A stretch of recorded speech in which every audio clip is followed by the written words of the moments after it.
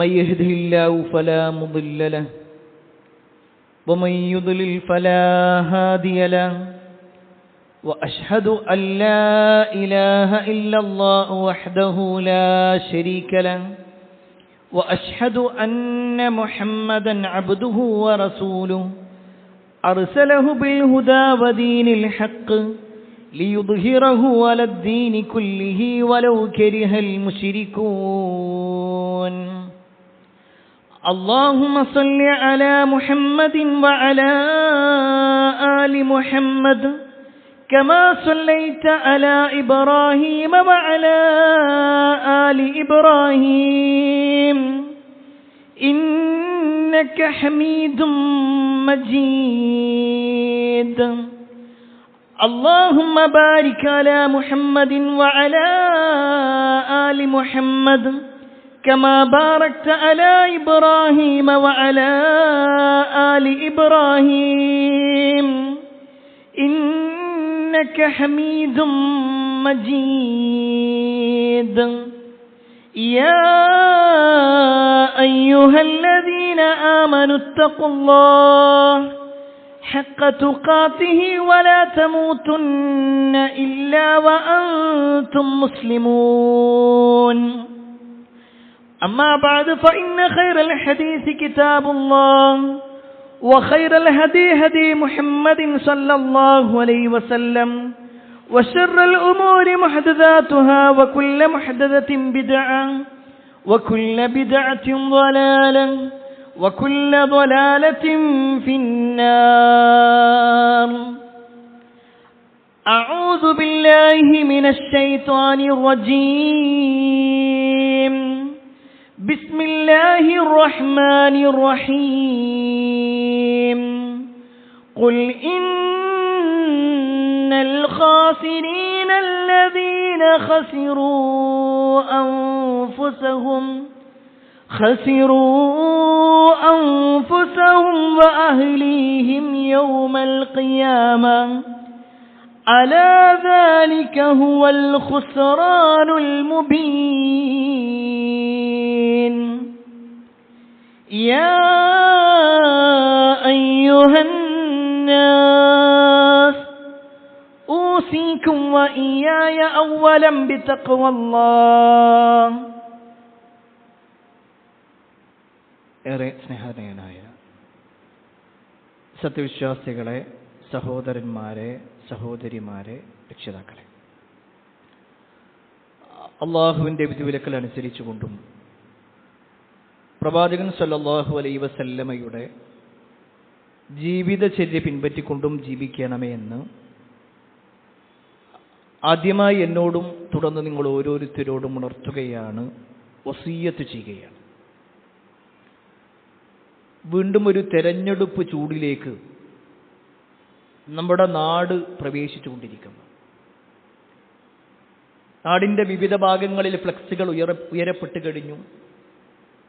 ഓരോ വീടുകൾ കേന്ദ്രീകരിച്ചുകൊണ്ടും സ്ഥാനാർത്ഥികളും പരിചയക്കാരുമെല്ലാം വോട്ട് ചോദിച്ചു വരുന്ന സമയവുമായിട്ടുണ്ട്.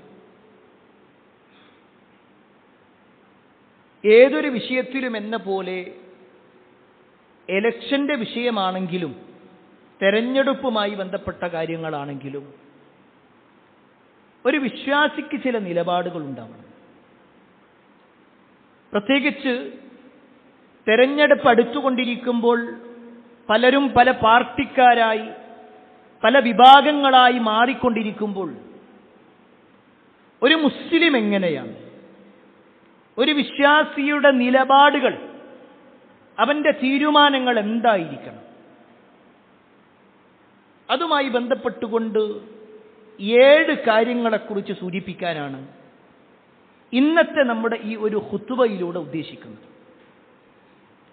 അതിൽ ഒന്നാമത്തെ വിഷയം, ഒരു വിശ്വാസിയെ സംബന്ധിച്ചിടത്തോളം എല്ലാ സമയത്തും പ്രതീക്ഷ ഉള്ളവനാകുക എന്നതാണ്.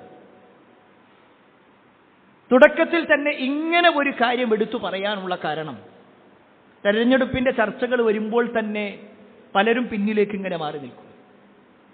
എന്താ അപ്പോൾ കുറെ വോട്ട് ചെയ്തിട്ട്, ആര് ജയിച്ചിട്ടെന്താ ഇവിടെ, നമ്മുടെ കാര്യങ്ങളൊക്കെ നടക്കണമെന്നുണ്ടെങ്കിൽ നമ്മൾ തന്നെ തീരുമാനിച്ചത്. പ്രത്യേകിച്ച് ഇന്നത്തെ ഇന്ത്യയുടെ സാഹചര്യം നോക്കുമ്പോൾ വോട്ട് ചോരിയുമായി ബന്ധപ്പെട്ടുകൊണ്ടൊക്കെ ഒട്ടേറെ വാർത്തകൾ നമ്മൾ കേട്ടുകൊണ്ടേയിരിക്കുന്നു. ഇതിൽ ഒരു നിരാശയോടുകൂടി, ഒന്നുകിൽ വോട്ടുമായി ബന്ധപ്പെട്ടുകൊണ്ടുള്ള നിരാശ, അതല്ലെങ്കിൽ പാർട്ടികളുമായി ബന്ധപ്പെട്ടുകൊണ്ടുള്ള നിരാശ, അതുമല്ലെങ്കിൽ വ്യക്തികൾ, സ്ഥാനാർത്ഥികളുമായി ബന്ധപ്പെട്ടുകൊണ്ടുള്ള നിരാശയിലാണ് പല ആളുകളും. എന്നാൽ പ്രിയപ്പെട്ടവരെ, ഒരു വിശ്വാസി എല്ലാ സമയത്തും പ്രതീക്ഷയോടുകൂടിയാണ് അവന്റെ ജീവിതം. ഒരു പക്ഷേ പാർട്ടികൾക്ക് പ്രശ്നങ്ങൾ ഉണ്ടാവാം, വ്യക്തികൾക്ക് പോരായ്മകൾ ഉണ്ടാവാം, എങ്കിലും നമ്മൾ ജീവിക്കുന്നത് ഒരു ജനാധിപത്യ രാജ്യത്തിലാണ്. ഞാൻ ഈ സംസാരിച്ചു കൊണ്ടിരിക്കുന്ന ഈ സമയം വരെ ഇന്ത്യ ജനാധിപത്യ രാജ്യം തന്നെയാണ്. അതിലൊരു മാറ്റവും ഇതുവരെയും വന്നിട്ടില്ല. എങ്കിൽ ഈ ജനാധിപത്യം എന്ന് പറഞ്ഞാൽ എന്താണ്? ചെറിയ പ്രായം തൊട്ടേ നമ്മൾ പഠിക്കുന്നുണ്ട്. ജനങ്ങളാൽ തെരഞ്ഞെടുക്കപ്പെടുന്നവരാണ്. ആ ജനങ്ങളിൽ നമ്മളുണ്ട്. നമ്മളെന്ന കമ്മ്യൂണിറ്റിയുണ്ട്, മുസ്ലിം എന്ന് പറയുന്ന കമ്മ്യൂണിറ്റിയുണ്ട്. എല്ലാ മുസ്ലിമീങ്ങളും ഇതിൽ നിന്ന് അകന്നു നിൽക്കുക എന്ന ഒരു സംസ്കാരമല്ല വിശ്വാസികൾ എടുക്കേണ്ടത്. മറിച്ച് ഈ ഇസ്ലാമിന് പോരായ്മ വരുത്താത്ത രൂപത്തിൽ, മുസ്ലിമിന്റെ ഇസ്സത്തിന് നഷ്ടം വരുത്താത്ത രൂപത്തിൽ ആരാണോ നമുക്ക് സൗകര്യമായിട്ടുള്ളത് അവരെ നമുക്ക് തെരഞ്ഞെടുക്കാം, അവരുമായി സഹകരിക്കാം. അതിനപ്പുറത്തേക്ക് ഇസ്ലാമിനെ ഇല്ലായ്മ ചെയ്യാനും, മുസ്ലിമീങ്ങളെ കൊല്ലാക്കൊല ചെയ്യാനും, മുസ്ലിമീങ്ങളെ ഇല്ലാതാക്കാനും, ഈ നാട്ടിൽ നിന്ന് തുരത്താനും വേണ്ടി നിയമങ്ങൾ കൊണ്ടുവരുന്നവരോട് തീർച്ചയായും ഒരു മുസ്ലിം എന്ന നിലക്ക് നമുക്ക് നോ പറയേണ്ടി വരും. എങ്കിലും ആവർത്തിച്ചു പറയുന്നു, ഒരു മുസ്ലിം പ്രതീക്ഷയുള്ളവൻ തന്നെയാണ്. അവിടെ മുസ്ലിമിനെ സംബന്ധിച്ചിടത്തോളം ചില ചരിത്രങ്ങൾ മനസ്സിലാക്കാനുണ്ട്. നബി സല്ലല്ലാഹു അലൈഹി വസല്ലം മക്കയിൽ ജീവിച്ചു. 40ാമത്തെ വയസ്സിലാണ് നബി സല്ലല്ലാഹു അലൈഹി വസല്ലമക്ക് നുബുവത്ത് കിട്ടിയതെങ്കിൽ വീണ്ടും 13 കൊല്ലത്തോളം നബി സല്ലല്ലാഹു അലൈഹി വസല്ലം മക്കയിൽ തന്നെ കടിച്ചുകൂട്ടി. അങ്ങനെ തന്റെ 53ാമത്തെ വയസ്സിൽ നബി സല്ലല്ലാഹു അലൈഹി വസല്ലം മക്കയിൽ നിന്ന് മദീനയിലേക്ക് ഹിജ്റ പോകുകയാണ്. എത്രയോ തവണ നമ്മൾ ആ ചരിത്രം വിശദീകരിച്ചിട്ടുണ്ട്. ആ ചരിത്രത്തിന്റെ പൂർണ്ണത പറയാനല്ല, മറിച്ച് നബി സല്ലല്ലാഹു അലൈഹി വസല്ലമക്ക് മക്കയിൽ മുസ്ലിമായി ജീവിക്കാൻ, ഇസ്ലാം അനുസരിച്ചുകൊണ്ട് നിലകൊള്ളാൻ പ്രയാസമായപ്പോ അള്ളാഹുവിന്റെ കൽപ്പന പ്രകാരമാണ് മക്കയിൽ നിന്ന് മദീനയിലേക്ക് ഹിജ്റ പോകുന്നത്. നബി സല്ലല്ലാഹു അലൈഹി വസല്ലമയും അബൂബക്കർ സിദ്ദീഖ് റളിയല്ലാഹു അൻഹു നടന്നു പോകുമ്പോൾ അവരുടെ യാത്രയിൽ പ്രവാചകൻ സല്ലല്ലാഹു അലൈഹി വസല്ലമയെ പിന്തുടർന്നുകൊണ്ട് ഒരാൾ വരുന്നുണ്ട്. ചരിത്രത്തിൽ അയാളുടെ പേര് രേഖപ്പെടുത്തപ്പെട്ടിട്ടുള്ളത് സുറാഖത്ത് ബിൻ മാലിക് എന്ന. സുറാഖ. എന്തിനാണ് സുറാഖ വരുന്നതെന്നറിയുമോ? നബി സല്ലല്ലാഹു അലൈഹി വസല്ലമയെ പിടിച്ചു കൊടുത്താൽ 100 ഒട്ടകം കിട്ടും എന്ന ആ ഇനാം പ്രഖ്യാപനം, ആ സമ്പത്ത് കിട്ടണമെന്ന ആഗ്രഹത്തിൽ സുറാഖ പ്രവാചകന്റെയും അബൂബക്കർ സിദ്ദീഖ് റളിയല്ലാഹു അൻഹുവിന്റെയും പിന്നിൽ കൂടി. നബി സല്ലല്ലാഹു അലൈഹി വസല്ലമയുടെ തൊട്ടടുത്തേക്ക് എത്തുന്ന സമയം സുറാഖ സഞ്ചരിച്ച ആ കുതിരയുടെ കാലടികൾ അത് ഭൂമിയിലേക്ക് ആണ്ടുപോയി. സുറാഖ കുതിരയുടെ പുറത്തു നിന്ന് താഴേക്ക് വിടുകയാണ്. സുറാഖ എത്ര നോക്കിയിട്ടും ആ കുതിര ഉയർത്താൻ കഴിയുന്നില്ല. നബി സല്ലല്ലാഹു അലൈഹി വസല്ലമ ഈ കാഴ്ച കാണുന്നുണ്ട്. സുറാഖ പറഞ്ഞു, ഇനി ഞാൻ ഒരിക്കലും നിങ്ങളുടെ പിന്നാലെ വരൂല, നിങ്ങളിത് എങ്ങനെയെങ്കിലും ഒന്ന് രക്ഷപ്പെടുത്തി തരണം. നബി സല്ലല്ലാഹു അലൈഹി വസല്ലം റബ്ബിനോട് പ്രാർത്ഥിച്ചു. സുറാഖയുടെ കുതിരയുടെ കാലുകൾ മോചിപ്പിക്കപ്പെട്ടു. വീണ്ടും കുതിരപ്പുറത്ത് കയറിയ സുറാഖക്ക് വീണ്ടും ആഗ്രഹം ജനിക്കുകയാണ്. ആ 100 ഒട്ടകം പ്രവാചകനെ പിടിച്ചു കൊടുത്താൽ 100 ഒട്ടകം, അബൂബക്കറിനെ പിടിച്ചു കൊടുത്താൽ ഇതുപോലെ വീണ്ടും കിട്ടാനുണ്ട്. അങ്ങനെ വലിയ ഒരു ഓഫർ ഉള്ളത് കൊണ്ട് തന്നെ വീണ്ടും സുറാഖയുടെ മനസ്സ് ചാഞ്ചല്യത്തിലായി. വീണ്ടും പിടിക്കാൻ വേണ്ടി വന്നു. അപ്പോഴും സുറാഖയുടെ കുതിരയുടെ കാലടികൾ ഭൂമിയിലേക്ക് കണ്ടുപോയി. അപ്പോഴും സുറാഖ പറഞ്ഞു, എന്നെ രക്ഷപ്പെടുത്തണം. 2ാമത്തെ തവണയും കഴിഞ്ഞു. 3ാമത്തെ തവണയും ഇത് സംഭവിച്ചപ്പോ പിന്നീട് സുറാഖക്ക് ബോധ്യപ്പെടുകയാണ്, ഞാൻ ഈ പിന്തുടരുന്ന വ്യക്തി ഒരിക്കലും ഒരു സാധാരണ വ്യക്തിയല്ല, അള്ളാഹുവിന്റെ പ്രവാചകൻ തന്നെയാണ്. സുറാഖ അവിടെ വെച്ചുകൊണ്ട് നബി സല്ലല്ലാഹു അലൈഹി വസല്ലമയോട് സംസാരിക്കുന്നുണ്ട്. ആ സമയത്ത് പ്രവാചകൻ സല്ലല്ലാഹു അലൈഹി വസല്ലം സുറാഖയോട് ചോദിക്കുന്ന ഒരു ചോദ്യമുണ്ട്. സുറാഖ, പേർഷ്യൻ ചക്രവർത്തിയുടെ കൈകളിൽ അണിയിക്കപ്പെട്ട സ്വർണത്തിന്റെ വളകൾ അത് നിങ്ങളുടെ കൈകളിൽ വെക്കപ്പെടുന്നത് നിങ്ങൾ ആഗ്രഹിക്കുന്നുണ്ടോ സുറാഖ? സുറാഖ അത്ഭുതപ്പെട്ടു പോവുകയാണ്. ആരാണ് പറയുന്നത്? മുഹമ്മദ് മുസ്തഫ സല്ലല്ലാഹു അലൈഹി വസല്ലം. എവിടെ വെച്ചാണ് പറയുന്നത് നോക്കണം. സ്വന്തം നാട്ടിൽ നിലനിൽക്കാൻ കഴിയാതെ മറ്റൊരു നാട്ടിലേക്ക് പോകേണ്ട ഒരു അവസ്ഥയിൽ ആരാരും തിരിഞ്ഞു നോക്കാനില്ലാത്ത ആ സമയത്താണ് പ്രവാചകൻ സല്ലല്ലാഹു അലൈഹി വസല്ലം പേർഷ്യൻ ചക്രവർത്തി എന്ന് പറഞ്ഞാൽ അന്നത്തെ കാലഘട്ടത്തിലെ ഏറ്റവും വലിയ രാജാധിപത്യമുള്ള ആളാണ്. ആ പേർഷ്യൻ ചക്രവർത്തിയുടെ കൈകളിലുള്ള വളകൾ നിങ്ങളുടെ കൈകളിൽ അണിയിക്കപ്പെടുന്നത് നിങ്ങൾ ആഗ്രഹിക്കുന്നുണ്ടോ? സുറാഖ അത്ഭുതത്തോടു കൂടിയാണെങ്കിലും സമ്മതം പറഞ്ഞു. ചരിത്രത്തിൽ കാണുവാൻ സാധിക്കും, ആ സംഭവം കഴിഞ്ഞ് പിന്നീട് റസൂലുള്ളാഹി സ്വല്ലല്ലാഹു അലൈഹി വസല്ലമയുടെ കാലം കഴിഞ്ഞ്, അബൂബക്കറിന്റെ കാലം കഴിഞ്ഞ്, ഉമർ ഇബ്നുൽ ഖത്താബ് റളിയല്ലാഹു അൻഹുവിന്റെ കാലഘട്ടത്തിൽ പേർഷ്യ മുസ്ലിമീങ്ങൾ കൈയടക്കി. പേർഷ്യ മുസ്ലിമീങ്ങളുടെ അധീനതയിലായി. പേർഷ്യൻ രാജാവിന്റെ കിരീടവും അയാളുടെ ഉടയാടകളും ആഭരണങ്ങളുമെല്ലാം ഉമറിന്റെ മുന്നിലേക്ക് കൊണ്ടുവരപ്പെട്ടു. ആ സമയത്ത് ഉമർ ഇബ്നുൽ ഖത്താബ് റളിയല്ലാഹു അൻഹു അത് തന്റെ കൈകളിൽ എടുത്തുകൊണ്ട് സുറാഖയെ വിളിക്കുന്നുണ്ട്. സുറാഖ, നിങ്ങളോട് അന്ന് പ്രവാചകൻ എഴുതിയ ഒരു കരാറില്ലേ, ആ കരാർ ഇതാ പൂർത്തീകരിച്ചോ? അതാണ് പ്രിയപ്പെട്ടവരെ പ്രതീക്ഷ എന്ന് പറഞ്ഞാൽ. നബി സല്ലല്ലാഹു അലൈഹി വസല്ലം സ്വന്തം നാട്ടിൽ നിൽക്കാൻ കഴിയാത്ത പോകുന്ന സമയത്തും റബ്ബിൽ പ്രതീക്ഷയുണ്ട്. അള്ളാഹു ഒരു വഴി കാണിച്ചു തരും. എങ്കിൽ പ്രിയപ്പെട്ടവരെ, ഒരു മുസ്ലിം നിരാശനാവേണ്ടതില്ല. ഏതേത് തെരഞ്ഞെടുപ്പുകൾ കടന്നു വരുന്ന സമയത്തും നിരാശയോടുകൂടിയുള്ള ജീവിതമല്ല, മറിച്ച് പ്രതീക്ഷയുണ്ടാവണം. ഒരു മുസ്ലിമായി ഈ നാട്ടിൽ ജനിച്ചിട്ടുണ്ടെങ്കിൽ ഒരു മുസ്ലിമായി ഈ നാട്ടിൽ തന്നെ മരിക്കണമെന്ന അതിയായ ആഗ്രഹത്തോടുകൂടി നിലകൊള്ളാനും അതിനുവേണ്ടി പ്രാർത്ഥിക്കാനും നമുക്ക് സാധിക്കണം. അല്ലാഹു അതിന് സഹായിക്കുമാറാവട്ടെ. രണ്ടാമത്തെ ഒരു കാര്യം, ഒരു തെരഞ്ഞെടുപ്പ് വരുന്ന സമയത്ത് ഒരു വിശ്വാസി മനസ്സിലാക്കേണ്ട രണ്ടാമത്തെ വിഷയം എന്താണെന്നറിയോ? ഏറ്റവും വലിയ വിജയം എന്ന് പറഞ്ഞാൽ അത് ഈ ദുനിയാവിലെ ഏതെങ്കിലും ഒരു വാർഡിൽ ജയിക്കലോ, ഒരു പഞ്ചായത്തിൽ ജയിക്കലോ, ഒരു മുനിസിപ്പാലിറ്റിയിൽ ജയിക്കലോ ഒന്നുമല്ല, മറിച്ച് ഏറ്റവും വലിയ വിജയം അത് പരലോക വിജയമാണ്. ആമുഖമായിട്ട് തന്നെ പറയാനുള്ള കാരണം തന്നറിയും. ഒരു പക്ഷേ ഏതെങ്കിലും ഒരു തോൽവി കാണുമ്പോഴേക്ക് നിരാശയോടുകൂടി നിൽക്കുന്ന ആളുകളുണ്ട്. ഒരു വിജയം കിട്ടുമ്പോഴേക്ക് ഇത് തന്നെയാണ് എല്ലാത്തിലുമുള്ളത് എന്ന് ഘോരഘോരം സംസാരിക്കുന്ന ആളുകളുണ്ട്. എന്നാൽ ഒരു മുസ്ലിം മനസ്സിലാക്കേണ്ടെന്നറിയോ? ഖുൽ, നബിയെ പറയണം.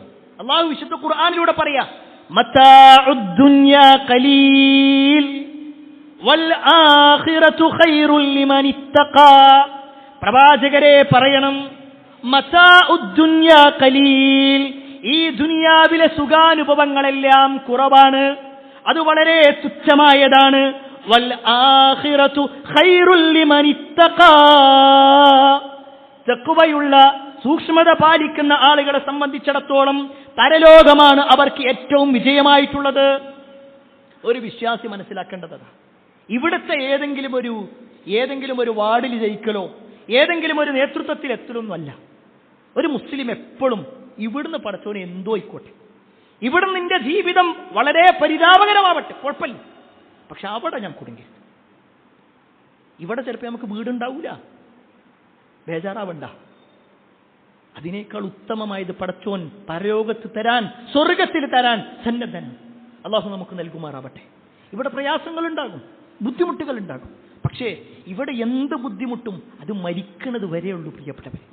മരിക്കണവരെ. അത് ഏതാ, എത്ര കാലം ഉണ്ടാകും? വളരെ തുച്ഛമായ ഏതെങ്കിലും അസുഖത്തിലൊക്കെ പ്രയാസപ്പെടുന്നവരാണെങ്കിൽ നിരാശ വേണ്ട. ഈ ലോകത്തെ എങ്ങനെ കഴിഞ്ഞാലും എത്ര ആരോഗ്യമുള്ള ആളാണെങ്കിലും മാക്സിമം ഒരു 70, 80, 90 കൊല്ലം, അതിനപ്പുറത്തേക്കില്ലല്ലോ.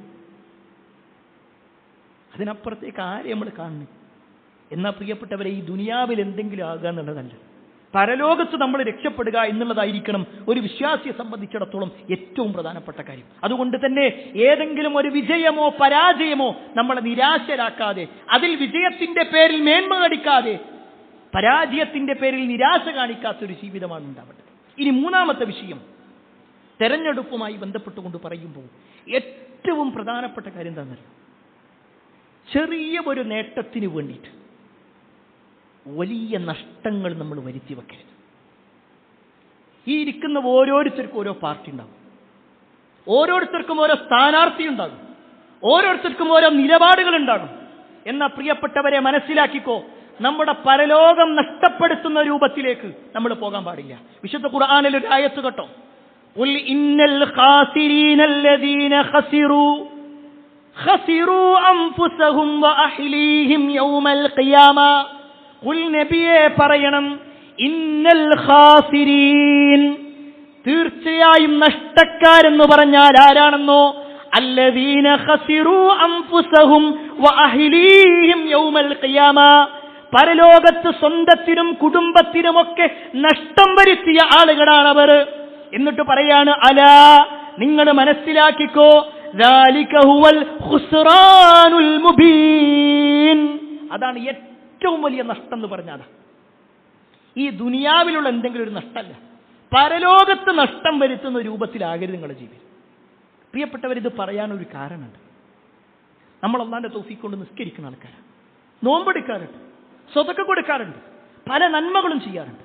എന്നാൽ ഇങ്ങനെയൊക്കെ നന്മകൾ ചെയ്തിട്ട് അത് പരലോകത്ത് ഉപകാരപ്പെടാത്ത ചില ആളുകളുണ്ട്. പരലോകത്ത് ഉപകാരപ്പെടാത്ത ചില ആളുകൾ. നബി സല്ലല്ലാഹു അലൈഹി വസല്ലം സ്വഹാബത്തിനോട് ചോദിക്കാണ്, അതദ്റൂന മൽ മുഫ്ലിസ്, നിങ്ങൾക്കറിയോ ആരാണ് ഈ മുഫ്ലിസ് എന്ന് പറഞ്ഞാൽ ആരാ? ഈ പാപ്പര് എന്ന് പറഞ്ഞാൽ എന്താ? അതാണ് നബിയുടെ ചോദ്യം. ആരാണ് ഈ പാപ്പര്? ആ സമയത്ത് സഹാബത്ത് പറഞ്ഞു, അൽ മുഫ്ലിസു ഫീനാ മല്ലാ ദിർഹമ ലഹു മതാ, ഞങ്ങളുടെ കൂട്ടത്തിൽ പൈസ ഒന്നുമില്ല, ഒരു വിഭവം ഒന്നും ഇല്ലാത്ത ആളുകൾ, സാമ്പത്തികമായിട്ടോ ഒന്നുമില്ലാത്ത ആൾ, അയാളാണ് മുഫ്ലിസ്. ആ സമയത്ത് റസൂലുള്ളാഹി സ്വല്ലല്ലാഹു അലൈഹി വസല്ലം പറയാനല്ല, ഇന്നൽ മുഫ്ലിസ മിൻ ഉമ്മത്തി യഅതി യൗമൽ ഖിയാമ, എന്റെ ഈ ഉമ്മത്തിലുള്ള മുഫ്ലിസ് ആരാന്നറിയോ? പാപ്പരാരാന്നറിയോ? അവൻ നാളെ പരലോകത്ത് വരും, ബിസ്വലാത്തിൻ, നമസ്കാരവുമായിട്ട് വരും, വസിയാമിൻ, നോമ്പുമായിട്ട് വരും, വസകാത്തിൻ, സകാത്തുമായിട്ട് വരും. ഇസ്ലാമിന്റെ എല്ലാ കാര്യങ്ങളും ചെയ്തിട്ടുണ്ടാകും. പക്ഷേ വയഅതി ഖദ് ശതമ ഹാദാ വഖദഫ ഹാദാ വഅകല മാല ഹാദാ വസഫക ദമ ഹാദാ വദറബ ഹാദാ. സുബ്ഹാനല്ലാഹ്, വാചകം നോക്ക്. നബി സല്ലല്ലാഹു അലൈഹി വസല്ലം പറയുന്നത്, നാളെ പരലോകത്ത് ഇങ്ങനെ ചില ആൾക്കാർ വരും, ഒരു നിസ്കരിച്ചിട്ടുണ്ട്, നോമ്പെടുത്തിട്ടുണ്ട്, സകാത്ത് കൊടുത്തിട്ടുണ്ട്, നന്മകൾ പലതും ചെയ്തിട്ടുണ്ട്. പക്ഷേ അവൻ മറ്റൊരുത്തനെതിരെ ആരോപണം പറഞ്ഞിട്ടുണ്ട്, മറ്റൊരുത്തനെ ചീത്ത വിളിച്ചിട്ടുണ്ട്, മറ്റൊരുത്തന്റെ സമ്പത്ത് അപഹരിച്ചിട്ടുണ്ട്, മറ്റൊരുത്തവനെ മർദ്ദിച്ചിട്ടുണ്ട്, അവനെ പ്രയാസപ്പെടുത്തിയിട്ടുണ്ട്. എന്നിട്ട് നബി സല്ലല്ലാഹു അലൈഹി വസല്ലം പറയാ, ഇങ്ങനെ ഈ വന്ന ആൾക്കാരെ അവരുടെ നന്മകൾ എടുത്തിട്ട് അല്ലാഹു ഒരിക്കലും ഇങ്ങനെ കൊടുക്കും. ആരാണോ ആരോപണം പറഞ്ഞത്, ആരാണോ വഞ്ചിച്ചത്, ആരാണോ സമ്പത്ത് അപഹരിച്ചത്, ആരാണോ മർദ്ദിച്ചത്, ആ മർദ്ദിച്ച വ്യക്തിയുടെ നമസ്കാരം എടുത്തുകൊണ്ട് മർദ്ദിക്കപ്പെട്ടവന് കൊടുക്കും. റസൂലുള്ളാഹി സ്വല്ലല്ലാഹു അലൈഹി വസല്ലം അവസാനിപ്പിച്ചില്ല, ഇങ്ങനെ കൊടുത്തു കൊടുത്ത് ഇവന്റെ നന്മകൾ മുഴുവൻ തീർന്നു. അപ്പൊ എന്താ ചെയ്യാ? വീണ്ടും നബി സല്ലല്ലാഹു അലൈഹി വസല്ലം പറയാണ്, അപ്പോൾ മറ്റുള്ളവന്റെ തിന്മകൾ എടുത്തുകൊണ്ട്, അവൻ ചെയ്തിട്ടുള്ള കുറ്റങ്ങൾ എടുത്തുകൊണ്ട് ഇവന് തിരിച്ചു കൊടുക്കും. സുബ്ഹാനല്ലാഹ്. അന്ന് ആലോചിച്ച് നോക്കിക്കോളി. നമ്മൾ സുബഹി നിസ്കരിക്കുക, ആ എതിർ സ്ഥാനാർത്ഥി ചിലപ്പോൾ സുബഹി നിസ്കരിച്ചിട്ടുണ്ടാവൂല, പക്ഷേ നമ്മുടെ സുബഹി നമസ്കാരം അവന് നമ്മൾ കൊടുക്കും. അവനെതിരെ നമ്മളൊരു കമന്റ് ഇട്ട്, അവനെതിരെ ആരോപണങ്ങൾ പറഞ്ഞ്, അവനെതിരെ ആക്ഷേപങ്ങൾ പറഞ്ഞ്, ഇല്ലാ കഥകൾ പറഞ്ഞ് മെനയുണ്ടാക്കിയിട്ട് അങ്ങനത്തെ കുറെ കാര്യങ്ങളുമായിട്ട് നിൽക്കും. നല്ലോണം സൂക്ഷിച്ചോളി പ്രിയപ്പെട്ടവർ. നമ്മളെ പരലോകം നഷ്ടപ്പെടുന്ന കാര്യമാണ്. തെരഞ്ഞെടുപ്പ് എന്ന് പറയുമ്പോൾ അതൊരു ഭൗതികമായിട്ടുള്ള ഒരു ചെറിയൊരു പരിപാടി എന്നതിനപ്പുറത്തേക്ക് നമ്മുടെ പരലോകം നഷ്ടപ്പെടുത്തുന്നത്. സഹകരിക്കണ്ട എന്നല്ല പറഞ്ഞതിന്റെ അർത്ഥം. നമ്മുടെ നാവ് കൊണ്ടോ, നമ്മുടെ കൈകൾ കൊണ്ടോ, നമ്മുടെ വിരലുകൾ കൊണ്ടോ, നമ്മുടെ സംസാരങ്ങൾ കൊണ്ടോ, നമ്മുടെ പെരുമാറ്റങ്ങൾ കൊണ്ടോ ഒരിക്കലും ഒരാൾക്കെതിരെ ആരോപണം പറയാൻ, ആക്ഷേപങ്ങൾ പറയാൻ, പരദൂഷണങ്ങൾ പറയാൻ, കളവുകൾ പ്രചരിപ്പിക്കാൻ നമ്മളതിന് കൂട്ടുനിൽക്കാൻ പാടില്ല. എന്താ ഈ പരദൂഷണം എന്ന് പറഞ്ഞാൽ എന്താ?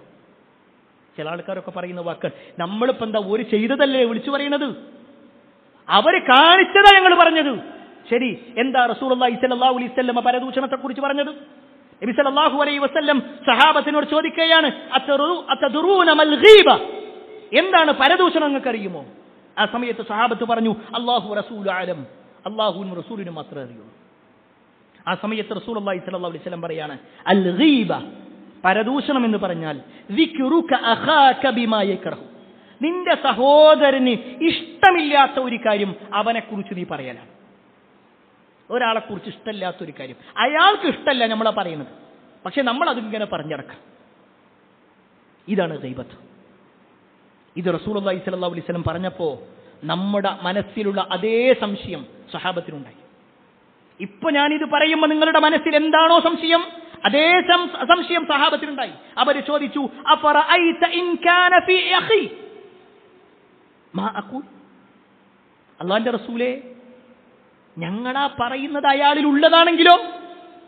ഞങ്ങൾ ഉള്ളതല്ലേ പറയുന്നത്, ഞാൻ കണ്ടതാ പറഞ്ഞത്, എന്നോട് പറഞ്ഞതാ പറഞ്ഞത്, അവൻ ചെയ്തതല്ലേ എന്നൊക്കെ പറയുന്ന ആളുകളുടെ അതേ സംശയം സഹാബത്ത് ചോദിച്ചു. ഞങ്ങൾ ഉള്ളതല്ലേ പറയുന്നത്, ഉള്ളത് പറഞ്ഞാൽ എങ്ങനെ പ്രശ്നമാകുക, അതെങ്ങനെ പരദൂഷണാവുക? ആ സമയത്ത് റസൂലുള്ളാഹി സ്വല്ലല്ലാഹു അലൈഹി വസല്ലം പറഞ്ഞു, ഇൻ കാന ഫീഹി മാ തഖൂൽ ഫഖദ് ഇഗ്തബ്തു, നിങ്ങളാ പറയണതുണ്ടല്ലോ, ഉള്ളത് പറയലില്ലേ, അതിനാണ് ഗീബത്ത് എന്ന് പറയാം. ഉള്ളത് പറയലാണ് പരദൂഷണം. വഇൻ ലം യകുൻ ഫീഹി ഫഖദ് ബഹത്തഹു, ഇല്ലാത്തത് പറയലാണെങ്കിലോ അതിന് കളവ് എന്ന് പറയാം. ഒരാളുടെ പേരിൽ ഇല്ലാത്തൊരു കാര്യം എന്തെല്ലാം ആരോപണങ്ങളെ പറഞ്ഞുകൊണ്ടിരിക്കുന്നത്. ഒരു മനുഷ്യന്റെ ജീവിതം തകർക്കാൻ പ്രധാനമായും 2 ആരോപണങ്ങളാണ് ആളുകൾ കൊണ്ടുവരിക. ഒന്ന് സാമ്പത്തിക ആരോപണം, മറ്റൊന്ന് ലൈംഗിക ആരോപണം. കാരണം അത് പെട്ടെന്ന് ആളുകൾക്കിടയിൽ പകരും, അതിങ്ങനെ പടർന്നുകൊണ്ടിരിക്കും. ഏത് പാർട്ടിക്കാരനാണെങ്കിലും പ്രിയപ്പെട്ടവരെ, ഏത് വ്യക്തിയാണെങ്കിലും ശരി, നമ്മൾ റബ്ബിന്റെ മുന്നിൽ കുറ്റക്കാരാവും. ഈ പറഞ്ഞതിന്റെ അർത്ഥം ഒരാൾക്ക് എന്ത് തോന്നിയാസവും വിളിച്ചു പറയാം, എന്ത് മെസ്സേജും അയക്കാം എന്നൊന്നുമല്ല. തെറ്റ് ചെയ്തിട്ടുണ്ടോ തീർച്ചയായും കുറ്റക്കാർ പിടിക്കപ്പെടണം, കുറ്റക്കാരാക്കപ്പെടണം, അതിലൊന്നും യാതൊരു സംശയവുമില്ല. പക്ഷേ ഒരാളുടെ വ്യക്തി ജീവിതവുമായി ബന്ധപ്പെട്ടുകൊണ്ട് ഇറങ്ങിയിട്ട് അതിങ്ങനെ തോന്നിയതുമൊക്കെ നമ്മുടെ നാവിൽ വിളിച്ചു പറയുന്ന, നമ്മുടെ കമന്റുകളിൽ സോഷ്യൽ മീഡിയകളിൽ അതിങ്ങനെ എഴുതിവിടുന്നൊരവസ്ഥ നല്ലോണം ശ്രദ്ധിക്കേണ്ട കാര്യം. എത്രത്തോളം എന്നാൽ വിശുദ്ധ ഖുർആൻ ഇതിനെക്കുറിച്ച് പറഞ്ഞെന്തെന്നറിയോ? ഒരാളെക്കുറിച്ച് ഇങ്ങനെ പറയാന്നുള്ളത്. ഇപ്പൊ നമ്മുടെ ഏതെങ്കിലും ഒരു വാർഡിൽ അങ്ങോട്ടും ഇങ്ങോട്ടുള്ള സംസാരമായി പറയുന്നത് അള്ളാഹു വിശുദ്ധ ഖുർആനിലൂടെ പറഞ്ഞെന്താണെന്നറിയോ? മറ്റൊരാളെക്കുറിച്ച് ഇങ്ങനെ പറയാ എന്നുള്ളത് അള്ളാഹ് ചോദിക്കുന്ന ഒരു ചോദ്യമുണ്ട്. എന്താണെന്നറിയോ? വിശുദ്ധ ഖുർആനിലൂടെ അള്ളാഹു സുബ്ഹാനഹു വ തആല ചോദിക്കാണ്, വലാ തജസ്സദു വലാ യഗ്തബ് ബഅദുകും ബഅദ, നിങ്ങൾ അങ്ങോട്ടും ഇങ്ങോട്ടും ഇങ്ങനെ പരദൂഷണം പറയരുത്. എന്നിട്ട് അള്ളാഹ് പറയാണ്, അയുഹിബ്ബു അഹദുകും അൻ യഅകുല ലഹ്മ അഖീഹി മൈത ഫകരിഹ്തും, നിങ്ങളുടെ സഹോദരൻ മരിച്ചിങ്ങനെ കിടക്കാണ്, നിങ്ങളുടെ സഹോദരൻ മരിച്ചു കിടക്കുക, അവന്റെ ശരീരത്തിൽ നിന്ന് ഇങ്ങനെ അവന്റെ വിരലുകൾ, അവന്റെ കൈകൾ, അവന്റെ കാലുകളൊക്കെ ഇങ്ങനെ മുറിച്ചിങ്ങനെ തിന്നാൻ നിങ്ങൾ ഇഷ്ടപ്പെടുന്നുണ്ടോ? ഫകരിഹ്തുമു, അള്ളാഹ് അതിന് മറുപടിയും പറയാ, നിങ്ങൾക്ക് അത് വെറുപ്പുണ്ടില്ലേ, അത് നിങ്ങൾക്ക് വെറുപ്പാണില്ലേ? എന്നാ ഇതോ അള്ളാന്റെ ചോദ്യമാണ്, അയുഹിബ്ബു അഹദുക്കും, നിങ്ങൾ ആരെങ്കിലും ഇഷ്ടപ്പെടുന്നുണ്ടോ അയ്യഅകുല ലഹ്മ അഖീഹി മൈത, നിങ്ങളുടെ സഹോദരൻ മരിച്ചു കിടക്കെ അവന്റെ പച്ചയിറച്ചി തിന്നുന്നത്? എത്ര ഗൗരവമാണ് റബ്ബിന്റെ വാക്ക്. പ്രിയപ്പെട്ടവർ, അവിടെ നമ്മൾ മനസ്സിലാക്കണം.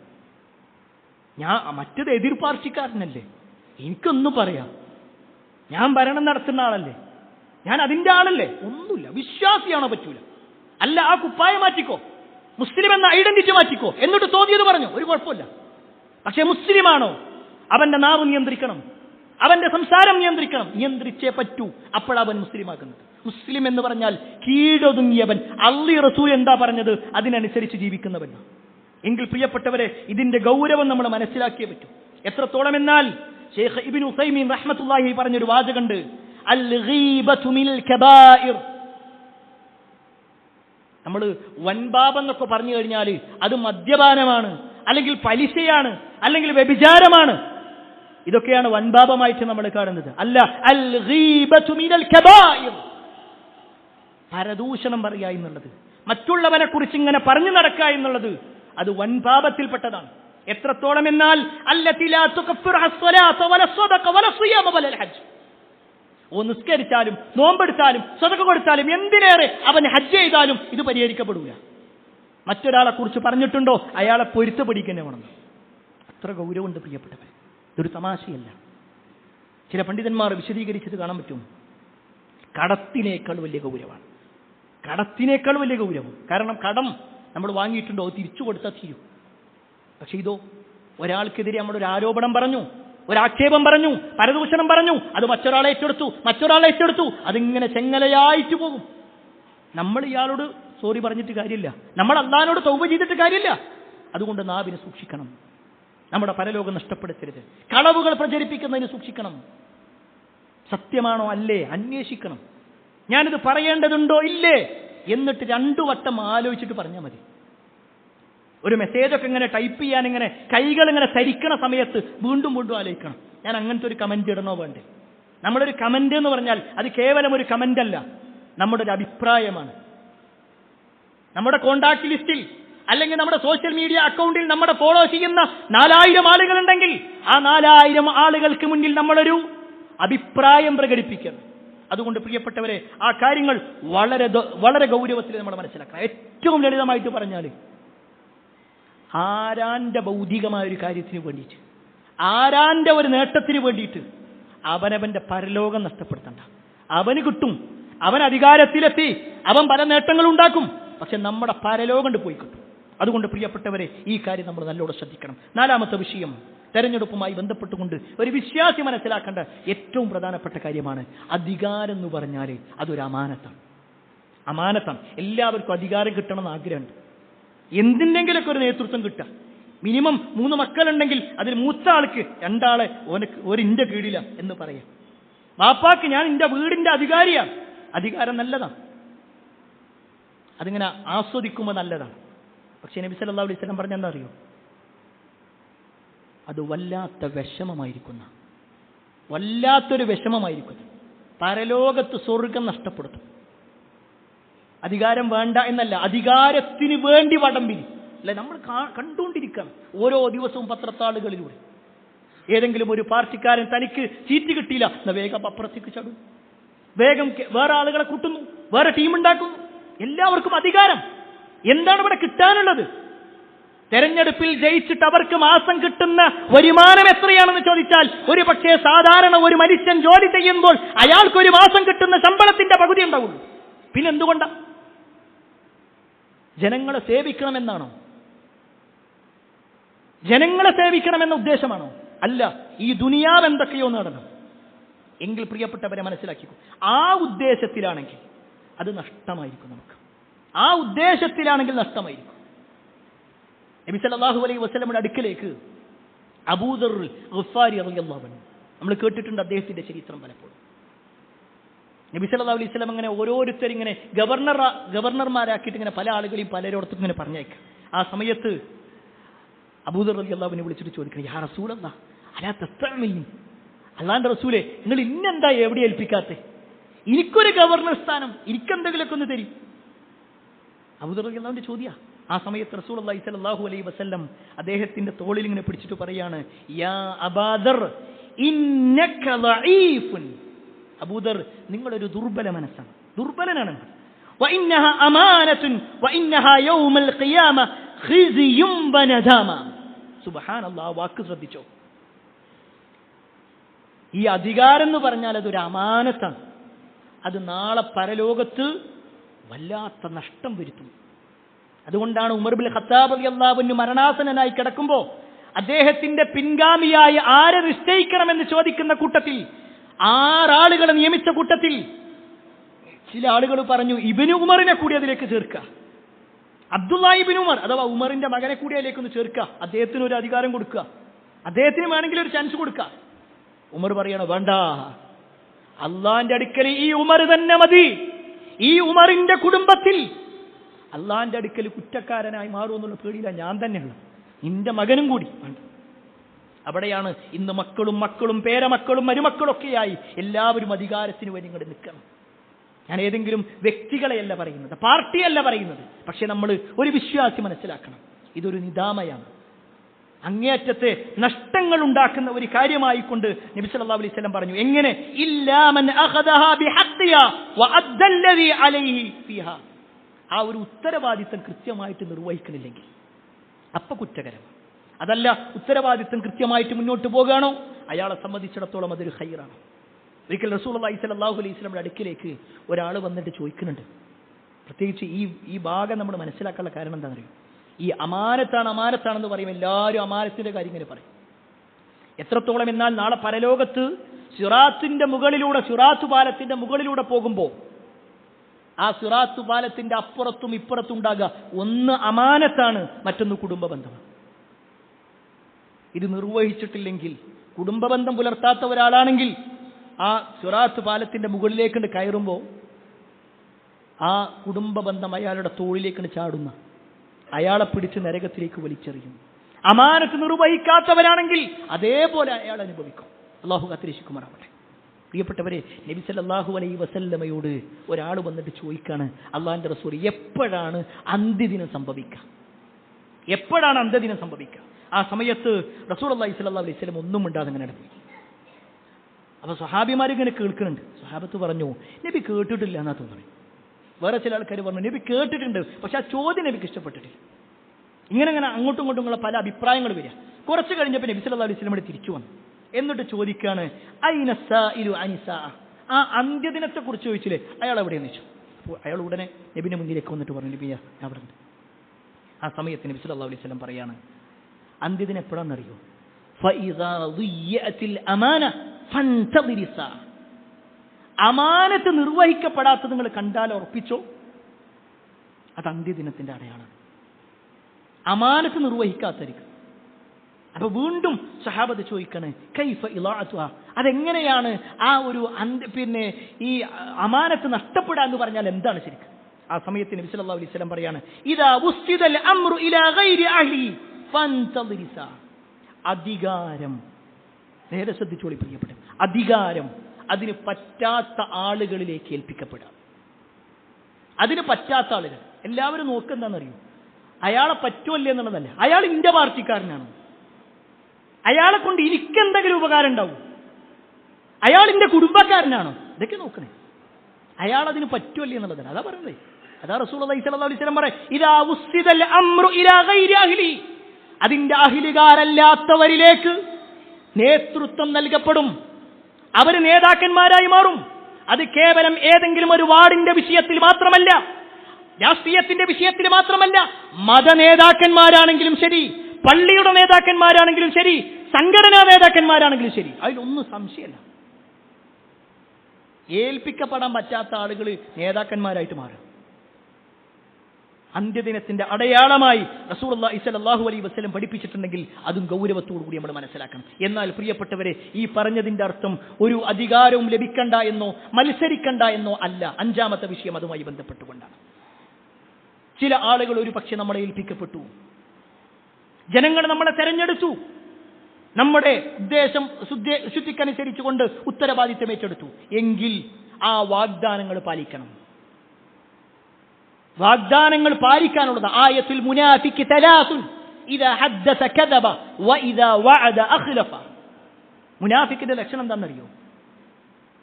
വാഗ്ദാനം ചെയ്താൽ ലംഘിക്കും. ചില ആൾക്കാരുടെ വാഗ്ദാനങ്ങൾ എങ്ങനെ അതൊക്കെ തെരഞ്ഞെടുപ്പിന്റെ സമയത്ത് അങ്ങനെയൊക്കെ ഉണ്ടാകും, അത് കഴിഞ്ഞാൽ പിന്നെ നോക്കണ്ട. അതാണോ വാഗ്ദാനങ്ങൾ?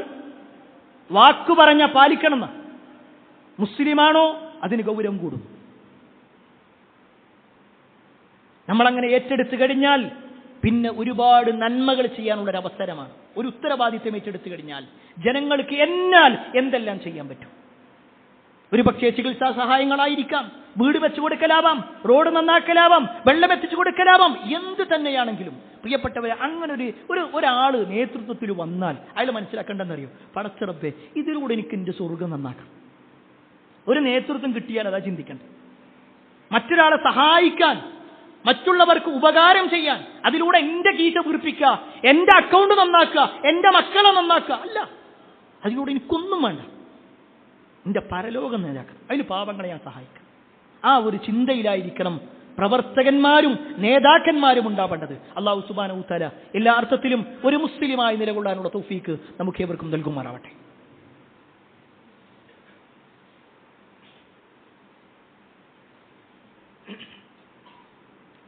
അൽഹംദുലില്ലാഹി റബ്ബിൽ ആലമീൻ വസ്സലാത്തു വസ്സലാമു അലാ റസൂലില്ലാഹി വഅലാ ആലിഹി വഅസ്ഹാബിഹി അജ്മഈൻ അമ്മാ ബഅദ്.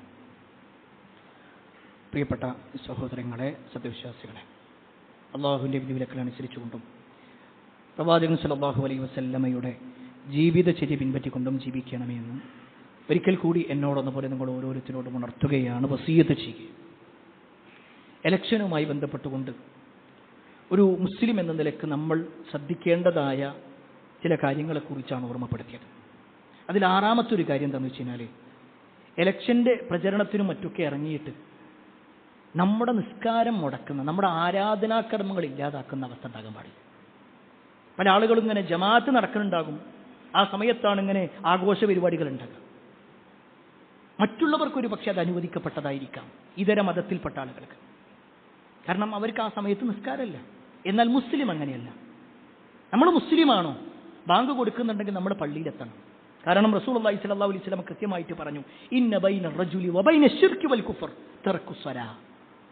ഒരു മുസ്ലിമും കാഫിറും തമ്മിലുള്ള വ്യത്യാസം എന്ന് പറഞ്ഞാൽ നമസ്കാരം ഉപേക്ഷിക്കലാണ്. മഗ്രിബിന്റെ സമയത്ത് ആ ജാഥയുടെ കൂടെ ഇങ്ങനെ പോകുന്നുണ്ട്, അവിടെ നിസ്കാരം നടക്കുന്നുണ്ടെങ്കിൽ ആ നിസ്കരിക്കുന്നവൻ മുസ്ലിമാണ്, നിസ്കരിക്കാത്തവൻ കാഫിറാണ്. നിസ്കരിക്കാത്തവൻ കാഫിറാണ്, ഒരു സംശയമല്ല. എത്രത്തോളം എന്നാൽ ഉമർ ഇബ്നുൽ ഖത്താബ് റളിയല്ലാഹു അൻഹു പറയാണ്, ലാ ഇസ്ലാമ ലിമൻ ലം യുസല്ലി. നിസ്കരിക്കാത്തവൻ മുസ്ലിം അല്ല, വ്യക്തമായിട്ട് ഒരു ഇസ്ലാമിലല്ല. എങ്കിൽ പ്രിയപ്പെട്ടവർ, അത് ഒരു വക്തല്ലേ, അത് ഒരു ജമാഅത്തല്ലേ? അങ്ങനെയല്ല. വിശ്വാസിയെ സംബന്ധിച്ചിടത്തോളം അതിനൊരു ഗൗരവം കൊടുക്കണം. നമ്മുടെ പരലോകം നഷ്ടപ്പെടുത്തരുത്. ഈ ആഘോഷ പരിപാടികൾക്കും അതുപോലെ തന്നെ ജാഥകൾക്കൊക്കെ ഇറങ്ങിയിട്ട്, അത് ഇറങ്ങണ്ട എന്നല്ല പറയുന്നത്, അതൊക്കെ നിങ്ങളുടെ സൗകര്യം പോലെ ഓരോരുത്തരുടെയും വിശ്വാസം അനുസരിച്ചുകൊണ്ട്, അനുഭാവം അനുസരിച്ചുകൊണ്ട്, ഏത് പാർട്ടിയാണോ അതും അനുസരിച്ച് മുന്നോട്ട് പോകുക. പക്ഷേ നമ്മുടെ പരലോകം നഷ്ടപ്പെടുത്തുന്ന രൂപത്തിലേക്ക് ഇറങ്ങാൻ പാടില്ല. ഇനി വളരെ പ്രധാനപ്പെട്ട ഒരു വിഷയം എന്താണെന്ന് വെച്ച് കഴിഞ്ഞാൽ, ഇന്ന് സ്ത്രീകളുമായി ബന്ധപ്പെട്ടുകൊണ്ടുള്ള വിഷയങ്ങൾ ഒരു പരിധിയുമില്ലാതെയാണ് നീങ്ങിക്കൊണ്ടിരിക്കണം. പ്രത്യേകിച്ച് സഹോദരിമാരെ ശ്രദ്ധിക്കണം. ഇന്ന് നമ്മുടെ നാട്ടിൽ സ്ത്രീ ശാക്തീകരണം എന്ന പേരിലാണ് ഈ കാര്യങ്ങളൊക്കെ വരുന്നത്. ഒരു പക്ഷേ ഒരു 10-15 കൊല്ലങ്ങൾക്ക് മുമ്പുള്ള സ്ത്രീകളുടെ അവസ്ഥയല്ല ഇന്നത്തെ ഒരവസ്ഥ. സ്ത്രീകൾ പഠനത്തിന്റെ വിഷയത്തിൽ മികവ് പുലർത്തുന്നുണ്ട്, അതുപോലെ തന്നെ പല മേഖലകളിലും അവർ മുന്നോട്ട് വരുന്നുണ്ട്. തീർച്ചയായും അത് പ്രോത്സാഹിപ്പിക്കപ്പെടേണ്ട കാര്യം തന്നെയാണ്. പക്ഷേ ഒരു മുസ്ലിമിനെ സംബന്ധിച്ചിടത്തോളം, ഒരു മുസ്ലിം സ്ത്രീയെ സംബന്ധിച്ചിടത്തോളം ചില കാര്യങ്ങൾ ശ്രദ്ധിച്ചേ പറ്റൂ. അന്യ പുരുഷന്മാരോടുള്ള ഇടപെടൽ, അത് സ്ത്രീ പുരുഷനോട് ഇടപെടലാണെങ്കിലും പുരുഷൻ സ്ത്രീയോട് ഇടപെടലാണെങ്കിലും വളരെ ഗൗരവമുണ്ട്. അതിൽ അവരുടെ വേഷം എന്താണ്? ഒരു പെണ്ണിന്റെ വേഷം, ഒരു പെണ്ണിന്റെ ഔറത്ത്, ഒരു മുസ്ലിം പെണ്ണിന്റെ ഔറത്ത് എന്താ? മദ്രസയിൽ ഒരു 4ാം ക്ലാസ് വരെ പോയിട്ടുണ്ടെങ്കിൽ അത് മനസ്സിലാവും. ഒരു 4ാം ക്ലാസ് വരെ ഉണ്ടെങ്കിൽ, പഠിച്ചിട്ടുണ്ടെങ്കിൽ നമുക്ക് മനസ്സിലാവും. മുഖവും മുൻകൈയും അല്ലാത്ത ബാക്കിയെല്ലാം ഔറത്താണ്. എന്നാൽ ഖേദകരമെന്ന് പറയട്ടെ, ഇന്ന് പല സഹോദരിമാരും ഒരു പക്ഷേ ഇതിനെക്കുറിച്ച് അറിവില്ലാത്തത് കൊണ്ടായിരിക്കാം, തൻ്റെ ശരീരത്തിന്റെ പല ഭാഗങ്ങളും കാണിച്ചുകൊണ്ടുള്ള ഫോട്ടോ പോസ്റ്റ് ചെയ്യുന്നു, വലിയ വലിയ ഫ്ലക്സുകളും പോസ്റ്ററുകളും ഉണ്ടാക്കുന്നു. എന്തിനേറെ ജനങ്ങളിലേക്ക് ഇങ്ങനെ ഇറങ്ങിച്ചില്ല. പ്രിയപ്പെട്ട സഹോദരിമാരെ, അള്ളാനെ ഭയപ്പെട്ടു. നമ്മളിവിടെ ഏതെങ്കിലും ഒരു ചെറിയ സ്ഥാനം കിട്ടണമല്ല, പരലോകത്ത് സ്വർഗം കിട്ടണമെന്നുണ്ടെങ്കിൽ ചില നിലപാടുകൾ നമ്മൾ കടുപ്പിച്ചേ പറ്റൂ. ഇത് പറയുമ്പോൾ ഒരു പക്ഷേ വിമർശനങ്ങൾ ഉണ്ടാകും, എനിക്ക് ആക്ഷേപങ്ങൾ ഉണ്ടാകും, ട്രോളുകൾ ഉണ്ടാകും. പക്ഷേ അള്ളാന്റെ അധീനാണ്, പറയാതിരിക്കാൻ കഴിയില്ല.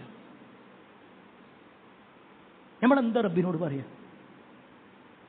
എനിക്ക് ഇന്ന ഒരു ന്യായമുണ്ട്, എല്ലാവരും എന്നോട് ഇങ്ങനെ പറഞ്ഞു, ആ പാർട്ടിയിലുള്ള മുഴുവൻ ആൾക്കാരും ഇങ്ങനെ പറഞ്ഞത്, അവരുടെ ഒരു തൃപ്തിക്ക് വേണ്ടിയിട്ടാണ് ഞാൻ എൻ്റെ തട്ടം ഒഴിവാക്കിയത്, അവരുടെ തൃപ്തിക്ക് വേണ്ടിയിട്ടാണ് ഞാൻ പർദ്ദ ഒഴിവാക്കിയത്. എന്താ പറയാ? അള്ളാന്റെ മുന്നിൽ എന്ത് പറയും? അതിലൊന്ന് ശ്രദ്ധ കൊടുക്കേണ്ടതുണ്ട്. രണ്ടാമത്തെ ഒരു വിഷയം, ഇതിൽ തന്നെ ചേർത്ത് വെക്കേണ്ട ഒരു കാര്യം, ഇന്ന് പല ആളുകളും സ്ഥാനാർത്ഥികൾ എന്ന് പറഞ്ഞ് എല്ലാവരെയും പോയി കെട്ടിപ്പിടിക്കുന്നൊരവസ്ഥ. അന്യരാണോ അന്യരല്ലേന്നൊന്നുമില്ല. അതൊരു സ്ത്രീ പുരുഷനെ കെട്ടിപ്പിടിക്കലാണെങ്കിലും ഒരു പുരുഷൻ വന്ന് സ്ത്രീക്ക് കൈകൊടുക്കലാണെങ്കിലും ഒക്കെ എന്താ ഇസ്ലാമിന്റെ നിയമം? ഇത് പറയുമ്പോൾ ഇസ്ലാമിനെ വേഗം 6ാം നൂറ്റാണ്ടിലേക്ക് പറഞ്ഞേക്കും. എന്താ നമ്മുടെ കഴിഞ്ഞ ആഴ്ചകളിൽ നമ്മൾ കണ്ടത്? പല സ്ഥലങ്ങളിലും പീഡനങ്ങളിലേക്ക് പോയില്ലേ? എങ്കിൽ 1400 വർഷങ്ങൾക്ക് മുമ്പ് ഇന്ന് വിമർശകന്മാരായ ആളുകൾ പറയുന്ന 6-ാം നൂറ്റാണ്ടിന്റെ ആ നിയമം അത് പാലിച്ചിരുന്നെങ്കിൽ ഈ പീഡനങ്ങളിലേക്ക് പോകൂല, പ്രശ്നങ്ങളിലേക്ക് പോകൂല. അവിടെ ഇസ്ലാം പറഞ്ഞൊരു നിയമമുണ്ട്, ആ നിയമത്തിൽ നിൽക്കണം. എത്രത്തോളം എന്നാൽ നബി സല്ലല്ലാഹു അലൈഹി വസല്ലം പറയാണ്, നിങ്ങളുടെ തലയിൽ ഒരു ഇരുമ്പിന്റെ ആണിങ്ങനെ അടിച്ചു തറച്ചോ. എത്രത്തോളം എന്നാൽ നിനക്ക് അനുവദനീയമല്ലാത്ത ഒരു പെണ്ണിനെ പോയി തൊടുന്നതിനേക്കാൾ നല്ലത് അതാണ്. നിനക്ക് അനുവദനീയമല്ലാത്ത ഒരു പെണ്ണിനെ പോയി തൊടുക, അത് കൈ കൊടുക്കലാവാം, തോളിൽ പിടിക്കലാവാം, ചേർത്ത് പിടിക്കലാവാം, ചേർന്ന് നിൽക്കലാവാം. അള്ളാന്റെ റസൂല പറയുന്നത് സല്ലല്ലാഹു അലൈഹി വസല്ലം, നിനക്ക് അനുവദനീയമല്ലത്. നിന്റെ ഭാര്യയാണോ? അല്ല. നിന്റെ മകളാണോ? അല്ല. നിന്റെ ഉമ്മയാണോ? അല്ല. നിന്റെ സഹോദരിയാണോ? അല്ല. പിന്നാരാ? അവരുടെ കാര്യത്തിൽ എങ്ങനെയാണ് അവരെങ്ങനെ തൊട്ടുരുമി നിൽക്കുക? ഇത് പറയുമ്പോ ഞാൻ നേരത്തെ സൂചിപ്പിച്ചതുപോലെ ഇതൊക്കെ ഏതോ ഒരു പ്രാചീന കാലം അല്ല പ്രിയപ്പെട്ടവരെ, ഇത് അള്ളാന്റെ ദീനാണ്. റസൂലുള്ളാഹി സ്വല്ലല്ലാഹു അലൈഹി വസല്ലമയെ പറയണം. നിങ്ങൾക്കറിയോ, നബി സല്ലല്ലാഹു അലൈഹി വസല്ലമയുടെ അടുക്കിലേക്ക് ഒരാൾ മുസ്ലിമായ വരികയാണെന്ന് പറഞ്ഞു കഴിഞ്ഞാൽ നബി ഇങ്ങനെ കൈ നീട്ടുന്നു. പ്രവാചകന്റെ കൈകളിലേക്ക് ഇങ്ങനെ ചേർത്ത് വെച്ചിട്ടാണ് എല്ലാവരും ഇസ്ലാം സ്വീകരിക്കുക, ബൈഅത്ത് ചെയ്യുക. പക്ഷേ നബി സല്ലല്ലാഹു അലൈഹി വസല്ലം സ്ത്രീകൾ ഇങ്ങനെ കൈ നീട്ടിയ നബി കൈ കൊണ്ട് വലിക്കും. എന്നിട്ട് പറയും, ലാ അമസ്സു നിസാ, ഞാൻ പെണ്ണുങ്ങളെ തൊടൂല. അത്ര ഗൗരവമുള്ള വിഷയം. എത്രത്തോളം എന്നാൽ മഹദിയായ ആയിഷ റളിയല്ലാഹു അൻഹ പറയാണ്, വലാ വല്ലാഹി മാ മസ്സത യദു റസൂലുള്ളാഹി സ്വല്ലല്ലാഹു അലൈഹി വസല്ലം യദു ഇംറഅത്തിൻ ഖത്തു. നബി സല്ലല്ലാഹു അലൈഹി വസല്ലം ഒരിക്കൽ പോലും ഒരു അന്യ പെണ്ണിനെ തൊട്ടിട്ടില്ല, തൊടൂല നബി. അത്ര ഗൗരവമുണ്ടെങ്കിൽ നമ്മളങ്ങനെ കല്യാണത്തിലേക്ക് ചെല്ലുമ്പോൾ ഇന്ന് സോഷ്യലല്ലേ എന്ന് തെളിയിക്കാൻ വേണ്ടിയിട്ടാണ് അവന് കൈ ഇങ്ങനെ കൊടുക്കുക. ആരാണ്? അമ്മായിന്റെ, എളാമാന്റെ, മുത്തച്ഛിന്റെ, എന്തൊക്കെ കാരണങ്ങളാണ് പറയുന്നത്. അവരുടെ ഏതോ ഒരു റിലേറ്റീവ് എന്നാ, അല്ലെങ്കിൽ കൂടെ പഠിച്ച ആളെന്നാ, അന്യരല്ലേ. എങ്കിൽ പ്രിയപ്പെട്ടവരെ, ഇതിന്റെ ഗൗരവം നമ്മൾ മനസ്സിലാക്കിക്കോ. ഇവിടെ ഒരു പക്ഷേ നമുക്ക് അവരെ തൃപ്തിപ്പെടുത്തലും അവരുടെ പുഞ്ചിരി കിട്ടലും അവരുടെ സഹായം കിട്ടലും ഒക്കെ ഉണ്ടാകും. പക്ഷെ അതിനപ്പുറത്തേക്ക് മരണത്തിന് ശേഷം ഒരു ജീവിതമുണ്ട്, അത് വിശ്വസിക്കുന്നവരാണ് നമ്മൾ. എങ്കിൽ ആ ഒരു ജീവിതത്തിൽ നമ്മൾ രക്ഷപ്പെടണം. അതിനുവേണ്ടിയാണ് ഈ പറഞ്ഞ ഓരോ നിയമങ്ങളും കൃത്യമായി പ്രമാണബദ്ധമായി കൊണ്ട് സൂചിപ്പിച്ചിട്ടുള്ളത്. അതനുസരിച്ചുകൊണ്ട് ജീവിക്കാൻ ഞാൻ നിങ്ങൾ പരിശ്രമിക്കുക. അതിന് അല്ലാഹു സുബ്ഹാനഹു വ തആല നമുക്ക് ഏവർക്കും തൗഫീഖ് നൽകുമാറാവട്ടെ. ഒരുപാട് ആളുകൾ പ്രാർത്ഥന കൊണ്ട് വസിയത്ത് നൽകിയിട്ടുണ്ട്. എല്ലാവരുടെയും പ്രാർത്ഥന അല്ലാഹു സ്വീകരിക്കുമാറാവട്ടെ. നമുക്കിടയിൽ ഒരുപാട് ആളുകൾ ശാരീരികമായും മാനസികമായും സാമ്പത്തികമായും ഒക്കെ പ്രയാസപ്പെടുന്നവരുണ്ട്. അവരുടെ എല്ലാ പ്രയാസങ്ങളും അല്ലാഹു നീക്കി കൊടുക്കുമാറാവട്ടെ. അല്ലാഹുമ്മ ഗ്ഫിർ മുഅ്മിനീന വൽ മുഅ്മിനാത്ത് വൽ മുസ്ലിമീന വൽ മുസ്ലിമാത്ത് അൽഹയാഇ മിൻഹും വൽ അംവാത്ത് ഇന്നക മുജീബു ദഅവാത് യാ ഖാദിൽ ഹജാത്ത്. അല്ലാഹുമ്മ അജിർനാ മിനൻ നാർ, അല്ലാഹുമ്മ അജിർനാ മിനൻ നാർ, അല്ലാഹുമ്മ അജിർനാ മിനൻ നാർ. ربنا آتنا في الدنيا حسنة وفي الآخرة حسنة وقنا عذاب النار. آمين آمين برحمتك يا أرحم الراحمين والحمد لله رب العالمين.